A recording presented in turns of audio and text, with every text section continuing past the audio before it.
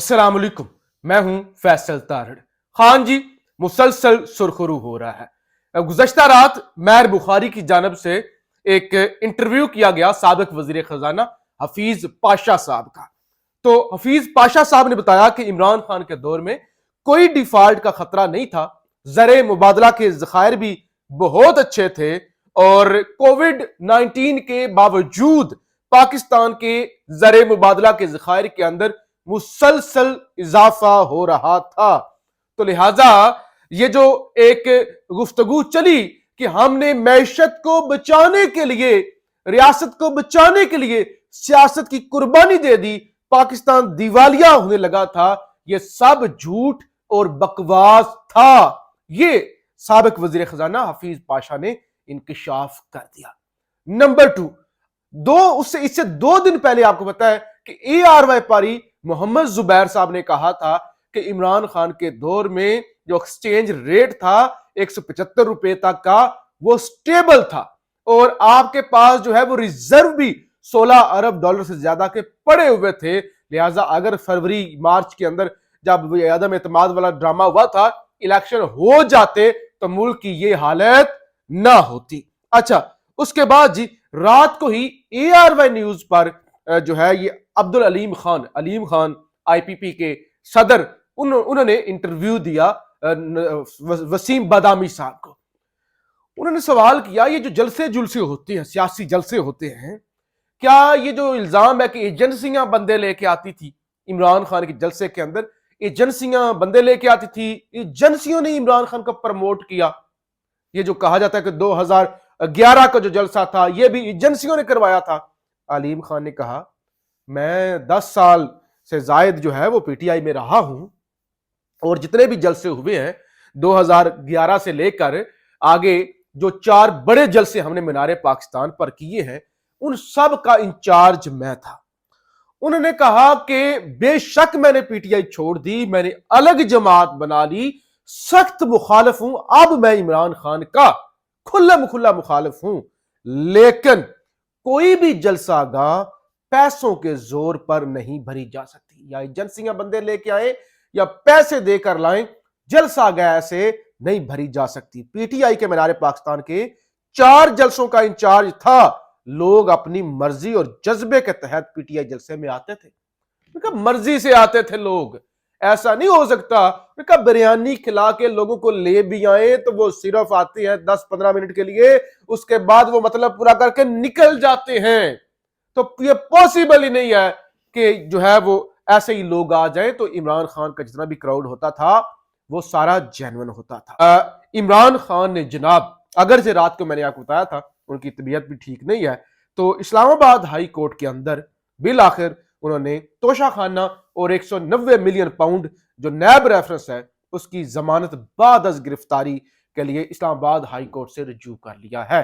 कल मैंने आपको बताया था इस्लामाबाद हाई कोर्ट के अंदर जेल ट्रायल को कलअदम करने के हवाले से जो दरखास्त दी गई है इन 2 केसेस की, उसमें जो नैब ने जवाब जमा कराया है उसकी बेस पर यह सारा मुकदमा, यह सारा ट्रायल उड़ सकता है जेल ट्रायल वाला, क्योंकि नैब के पास ये इख्तियार नहीं, ये जज साहब ने खत लिखना था वफाकी हुकूमत को, उसकी बेस पर जेल ट्रायल होना था।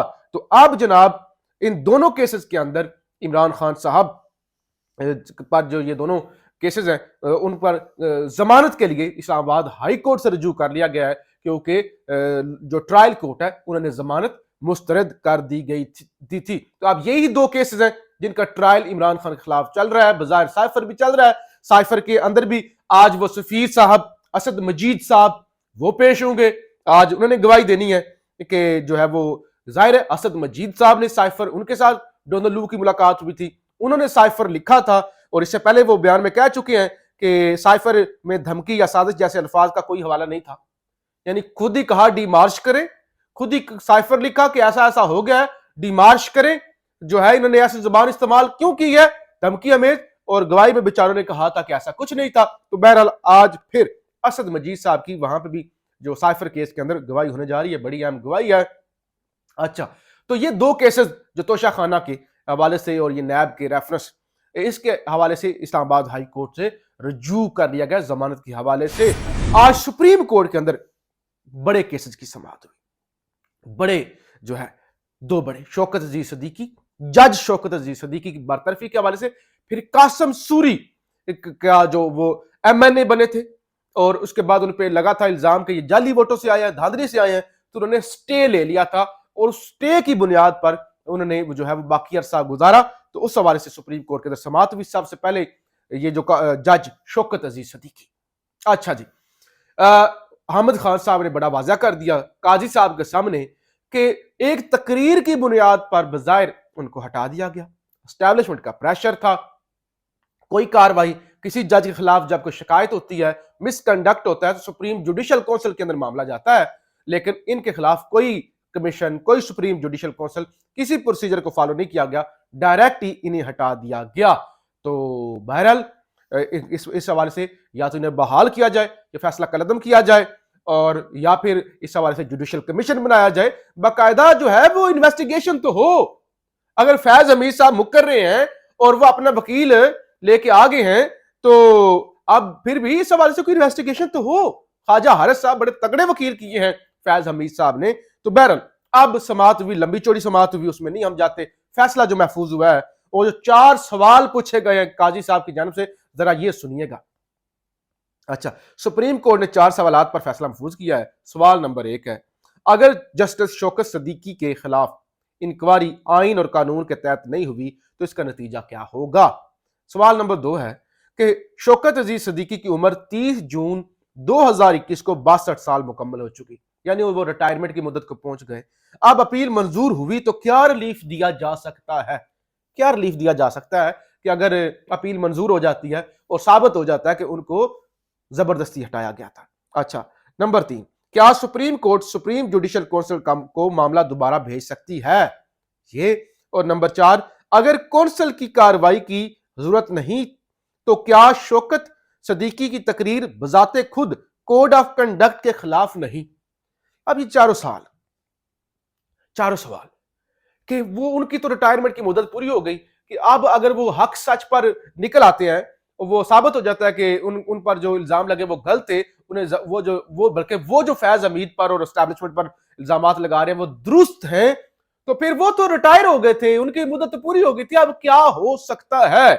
जो सबसे बड़ा सवाल होना चाहिए था काजी साहब,